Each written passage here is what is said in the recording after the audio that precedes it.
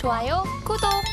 이어서 종가 베티갈 섹터로 넘어가 볼게요. 본부장님 섹터 먼저 볼까 하는데요. 사실 저도 올해 상반기에 봤던 드라마 돌아보니까 눈물의 영이 거의 유일했거든요. 사실 시청률 대박나지 않았습니까? 자, 그런데 실제로 미디어 콘텐츠 이쪽은 오히려 주가가 좀 눈물을 흘렸던 것 같거든요. 그쵸. 하반기에 좀 반등 노려볼 수 있을까요? 그건 가서 봐야 될 것 같은데 일단은 컨텐츠주들 같은 경우에는 좀 아쉬운 게 뭐냐면 실적이 안 좋았느냐? 그건 아니었거든요. 실적은 굉장히 잘 나왔습니다. 물론 우리가 생각했던 것보다는 안 나왔지만 그리고 이제 굉장히 많은 히트작들이 또 있었고 드라마에서는 앞서 이제 말씀 주셨던 눈물의 여왕도 있었고 또 내남결이라고 하는 컨텐츠도 굉장히 히트를 쳤고 그리고 이제 낮과 밤이 다른 여자라고 하는 또 작품도 굉장히 또 좋은 흥행성을 좀 보여주면서 OTT라든지 TV 채널에서 이제 좋은 성과를 좀 보여주고 있는데 문제는 아무래도 이제 수익성인 것 같아요. 그러니까 작년 혹은 재작년 혹은 이제 코로나 때만 하더라도 한 해에 적으면 15편, 많게는 20편의 어떤 제작 편수를 보여줬던 대다수의 컨텐츠사들이 올해는 많아봐야 5개, 정말 많으면 이제 한 7개 정도 이렇게 이제 컨텐츠 제작 수가 이제 줄어들었는데 이게 이제 확률에 대한 문제가 생기는 거죠. 어떤 문제가 생기냐면 영화도 그렇고 드라마도 그렇고 게임도 그렇고 어떤 작품이 흥행할지 아무도 모르는 거잖아요. 그러면 확률적으로 많이 개봉을 해야 그중에서 한두 개가 이제 걸리는 건데 개봉 수가 이제 적다라고 하면 당연히 그 확률도 떨어지는 부분이 있기 때문에 참 실적적으로 개선이 되려면 뭐 여러 가지 이제 불확실성들이 한 번에 좀 제거가 돼야 되지만 저는 지금의 가격 메리트라면 그런 것들이 걷어질 때까지 좀 보유를 하면서 안정적으로 가져갈 수 있는 메리트가 좀 있지 않을까라는 생각이 들어서 아마 아무도 지금 안 보고 계실 것 같아요. 그렇지만 좀 들고 가신다라고 하시면 지금의 가격대에 사서 들고 가시는 게 맞지 않을까라는 생각이 들어서요. 컨텐츠 쪽을 가지고 와봤고 종목은 그렇게 많지 않습니다. 대표적으로 여러분들이 알고 계시는 종목 크게 3가지 있을 건데 CJ ENM, 스튜디오 드래곤, 이제 컨텐츠 리중앙. 저는 이 중에서 이제 스튜디오 드래곤을 한번 좀 보셨으면 좋을 것 같고요. 그러니까 그나마 스튜디오 드래곤이 이 K 컨텐츠 제작 명가라고 하는 어떤 이 타이틀에 맞게 가장 많은 또 컨텐츠 수를 좀 제작한 기업이다라고 좀 보시면 될 것 같고요. 대신에 이제 컨텐츠 수가 이제 적어진 가장 큰 이유는 한 편 한 편 들어가는데 드는 비용이 과거보다 벌써 4배에서 이제 5배 정도 늘어났다라고 해요. 아무래도 이제 비용이 많이 들다 보니까 같은 어떤 자금으로 작년에는 혹은 재작년에는 10편을 만들 수 있었다면 요새는 2편, 3편밖에 지금 못 만드는 상황. 하지만 그 중에서도 스튜디오 드래곤이 가장 많은 또 작품을 생산을 해냈기 때문에 저는 충분히 추가적인 기대를 해봐도 괜찮지 않을까라는 생각이 들고 있고 이제 범죄도시 4부터 시작을 해서 하반기에 또 흥행이 예상되는 영화 작품이 굉장히 많다라고 합니다. 그렇게 되면 이제 집에서 보는 TV 플랫폼에 대한 컨텐츠뿐만 아니라 영화 컨텐츠에서도 실적에 대한 성장세를 기대해 볼 수 있는 상황으로 이제 보시면 될 것 같고요.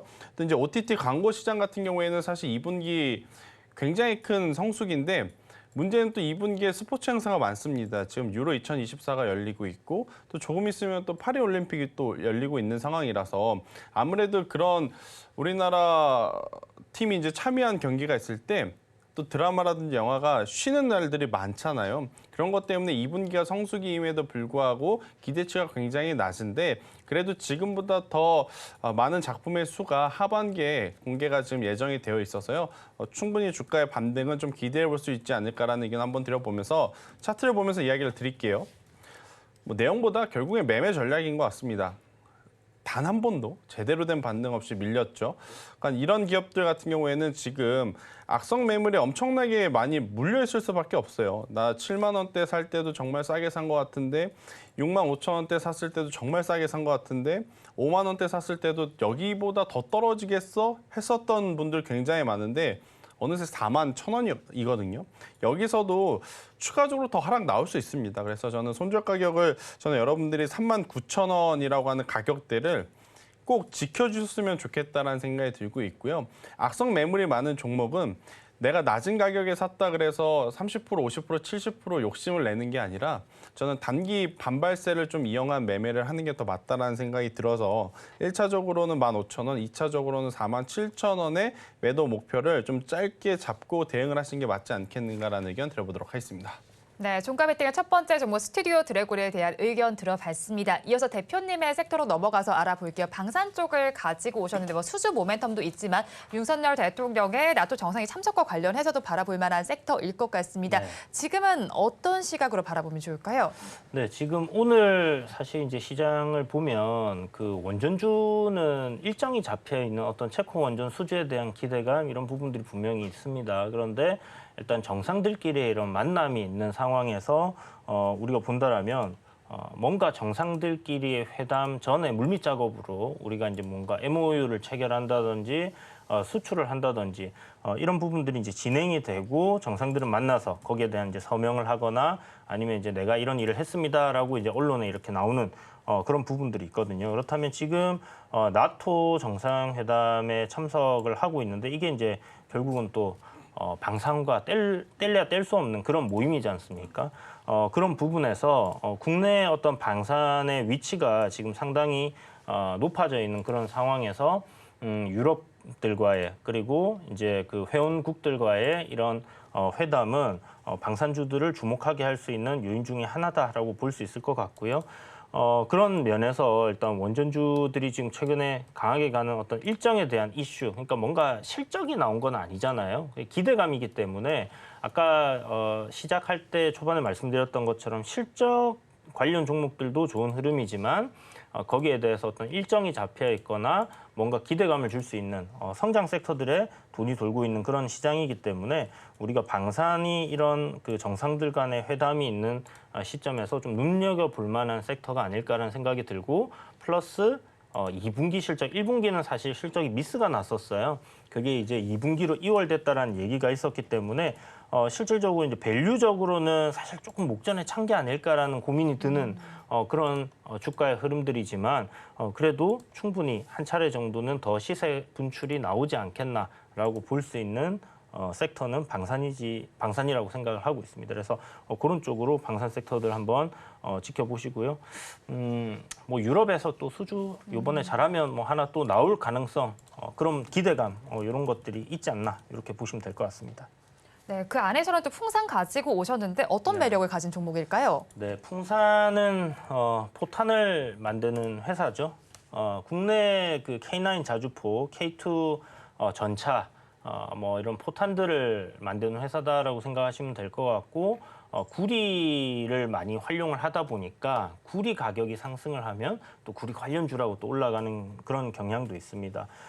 그래서 이제 국내 유일한 어떤 그 포탄 회사라고 생각하시면 될 것 같은데, 유럽에서 지금 우크라이나 러시아 전쟁이 장기화되면서 이제 포탄이 부족했던 부분들 그런 것 때문에 뭐 우크라이나에서 그 높으신 분이 오셔가지고 국내에 이제 포탄을 좀 제공해줬으면 한 얘기가 나오면서 이제 55,000원대까지 하락을 하던 주가가 지금 상승으로 돌아섰거든요.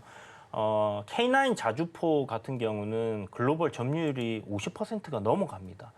자주포라는 자주포는 거의 K9 거 쓴다 보시면 될 것 같고요. 그렇다면 거기에 맞는 포탄을 사용을 해야 되는데 이제 그 부분에서 풍산이 이걸 개발을 하고 있고 또 하나 더 봐야 되는 부분은 뭐냐면 그냥 기본적인 어떤 포탄이 아니라 똑같은 어떤 그 기계를 가지고 풍산에 새롭게 개발된 포탄을 사용하면 사거리가 더 늘어나는 그런 뭐 새로운 포탄이라고 해야 될까요? 기술력이 앞서 있는 그런 포탄들을 개발해 내고 있기 때문에 이런 부분들을 봤을 때는 계속해서 풍산은 좋은 실적을 낼 수 있는 그런 베이스가 지금 깔려가고 있다라고 보시면 될 것 같고 K9, K2 전차 뭐 지금 계속해서 수출 가능성 타진되고 있는 그런 상황이기 때문에 국내 뭐 K9 자주포라든지 K2 전차가 계속해서 수출이 잘 되는 입장에서 거기에 소모되는 포탄은 당연히 수혜를 입을 수 있다라는 관점으로 보시면 좋을 것 같아요. 거기에 더해서 최근에 이제 구리 가격이 신고가를 갱신을 하고 조정이 한 차례 나왔었는데 지금 다시 한번 저점을 잡고 방향을 위로 돌리는 그런 흐름이 만들어지고 있습니다. 그래서 지금 구리 관련주들이 뭐 전력 설비 전선 관련 종목들도 어떻게 보면 이제 구리 가격이 다시 상승하면서 좀 시세 탄력이 강해진 게 아닐까라는 생각이 드는데요. 풍산이 그런 부분에서는 굉장히 또 주가 탄력성 있게 움직이기 때문에 그런 관점으로 한번 보시면 나쁘지 않을 것 같아서 오늘 풍산을 준비를 했습니다. 네, 그럼 가격 전략을 어떻게 잡아갈까요? 네, 풍산 뭐 종가 매수 여전히 유효하다라고 생각을 하고요. 오늘 전반적으로 뭐 방산 관련 종목들이 괜찮은 흐름들을 보여주고 있는 상황인데 풍산도 뭐 그런 흐름이 계속 이어지고 있는 모습입니다. 일단 목표가는 전고점 저항 라인이라고 생각할 수 있는 75,000원 정도 잡으시면 될 것 같고요. 손절가는 63,700원. 요번에 올라올 때 이제 상승 파동의 저점 잡고 요 구간 이탈하면 단기적으로 올라오던 흐름이 주춤해질 수 있다 생각을 해서 손절로 대응을 하시면 될 것 같습니다.